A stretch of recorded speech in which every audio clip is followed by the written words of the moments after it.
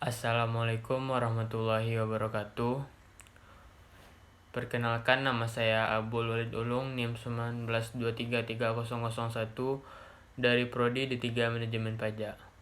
Tujuan saya membuat video kali ini yaitu untuk memenuhi tugas mata kuliah pemeriksaan pajak dengan dosen pengampu Bapak Dovi Septiari SE MSc AK.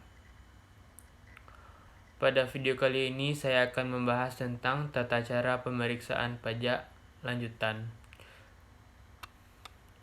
Sebelum itu saya akan menjelaskan terlebih dahulu apa itu pemeriksaan.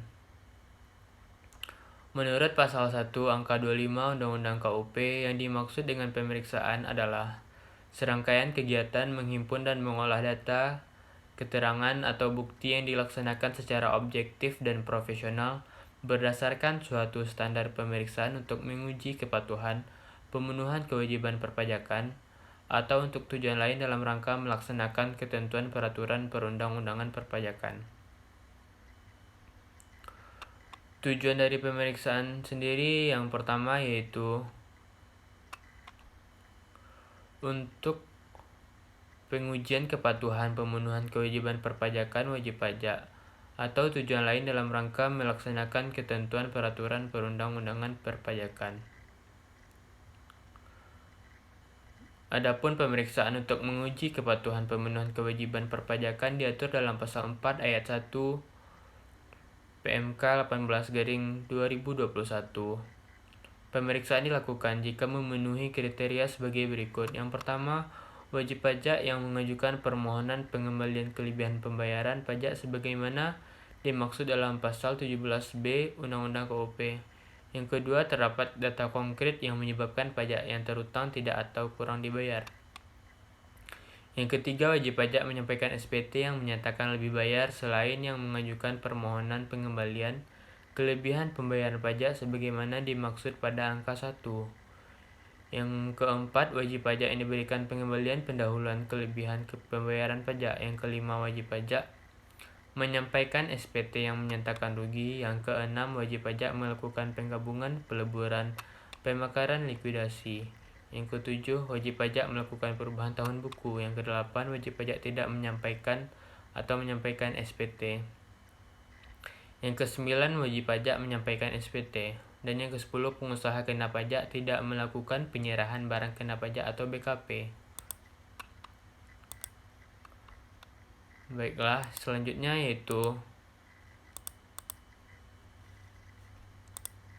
pembahasan dengan tim Quality Assurance pemeriksaan, di mana tim Quality Assurance merupakan tim yang dibentuk oleh DJP dalam rangka membahas hasil pemeriksaan yang belum disepakati antara pemeriksa pajak dan wajib pajak dalam pembahasan akhir hasil pemeriksaan guna menghasilkan pemeriksaan yang berkualitas.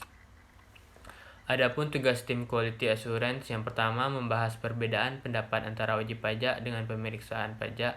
Yang kedua, memberikan simpulan dan keputusan atas perbedaan pendapat antara wajib pajak dengan pemeriksa pajak. Yang ketiga, membuat risalah tim Quality Assurance yang berisi simpulan dan keputusan hasil pembahasan dan bersifat mengikat. Selanjutnya itu penyelesaian pemeriksaan, di mana pemeriksaan lapangan atau pemeriksaan kantor diselesaikan dengan cara yang pertama membuat LHP Sumer, yang kedua membuat LHP sebagai dasar penerbitan surat ketetapan pajak atau surat tagihan pajak. Selanjutnya itu pengembalian dokumen, di mana semua dokumen wajib pajak yang dipinjam oleh pemeriksa pajak harus dikembalikan paling lambat 7 hari kerja sejak tanggal LHP. Selanjutnya pemeriksaan ulang, di mana surat ketetapan pajak kurang bayar tambahan SKPKBT dapat diterbitkan jika terjadi SKPKB ditetapkan lebih rendah. Yang kedua, pajak terutang dalam surat ketetapan pajak nihil ditetapkan lebih rendah. Yang ketiga, telah dilakukan pengembalian pajak yang tidak seharusnya sebagaimana telah ditetapkan dalam SKPLB. Selanjutnya pemeriksaan ulang, di mana surat ketetapan pajak kurang bayar tambahan dapat diterbitkan jika 1. Terjadi SKPKB ditetapkan lebih rendah, 2. Pajak terutang dalam surat ketetapan pajak nihil ditetapkan lebih rendah, 3. Telah dilakukan pengembalian pajak yang tidak seharusnya sebagaimana telah ditetapkan dalam SK PLB. Baiklah, mungkin sekian yang dapat saya sampaikan. Jika ada kata-kata yang salah, mohon dimaafkan. Wabillahi taufiq wal hidayah. Assalamualaikum warahmatullahi wabarakatuh.